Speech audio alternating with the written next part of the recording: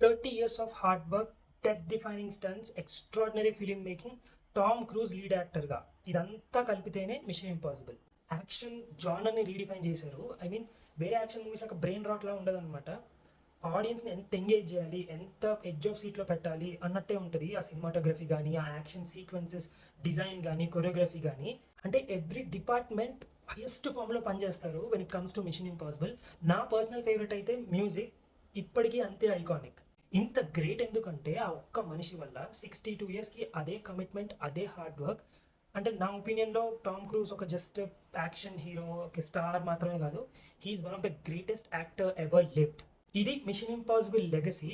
ఇప్పుడు మనం Mission Impossible last movie the final reckoning గురించి మాట్లాడుకుందాం. మూవీ విషయానికి వస్తే గ్రేట్ ఎక్స్పీరియన్స్. పెద్ద మూవీ 2 hours 50 minutes ఉంటుంది. డెడ్ రెకనింగ్ పార్ట్ 1 నుంచి కంటిన్యూషన్ అనమాట. ఎంటిటీ గురించే మాట్లాడతారు. ఈ మూవీలో స్టేక్స్ చాలా హై ఉంటాయి అనమాట, almost end of the world అన్నట్టు.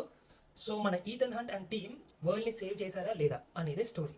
మూవీ కొద్దిగా ఎమోషన్ ఉంటుంది, డ్రామాటిక్ అప్రోచ్ తీసుకుంటారనమాట. At the same time dialogue heavy. Tom Cruise ఒక ఇంటర్వ్యూలో అన్నాడు, ఈ మూవీ కల్మినేషన్ ఆఫ్ 30 years అని. అంటే పాత మూవీస్కి కొద్దిగా ట్రిబ్యూట్ కూడా ఇస్తారు. అట్ ద సేమ్ టైం పాత మూవీస్ నుంచి ఎలిమెంట్స్ని కానీ, యాక్టర్స్ని కానీ తీసుకొస్తారు. సో ఫస్ట్ నుంచి మనం అన్ని మూవీస్ చూస్తే ఈ మూవీలో క్యారెక్టర్స్కి ఇంకా ఎక్కువ కనెక్ట్ అవ్వచ్చు. నా బిగ్గెస్ట్ ప్రాబ్లం ఈ మూవీలో విలన్ క్యారెక్టర్. అంటే చెత్త అనమాట. అసలు ఒక మోటివ్ ఉండదు సరిగ్గా, చాలా చీజీగా ఉంటుంది. అండ్ ఈ మూవీని లాస్ట్ మిషన్ ఇంపాసిబుల్ మూవీ అంటున్నారు.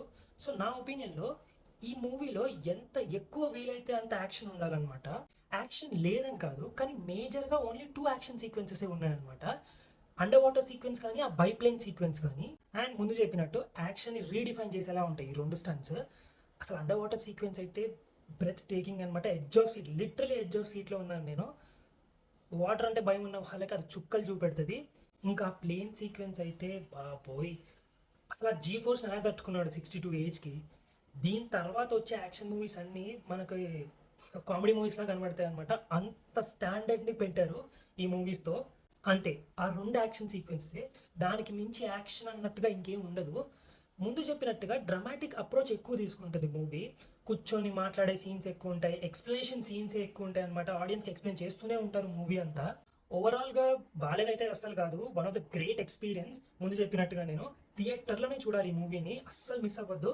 బట్ మిషన్ ఇంపాసిబుల్ పెట్టిన స్టాండర్డ్స్కి ఇది మీట్ అవ్వలేదు అంటాను. ఎందుకంటే అడ్రనల్ యాక్షన్ అది ఎక్స్పెక్ట్ చేశాను అనమాట. బట్ ఇది డ్రామాటిక్ అప్రోచ్ తీసుకుంది. Mission Impossible the final reckoning is must watch in theatre. Best Mission Impossible movie అంటే కాదు, బట్ గ్రేట్ ఎక్స్పీరియన్స్ ఇస్తుందా అంటే అబ్సల్యూట్లీ ఎస్. సో థియేటర్లో పక్కా చూడండి. Until then, like, share.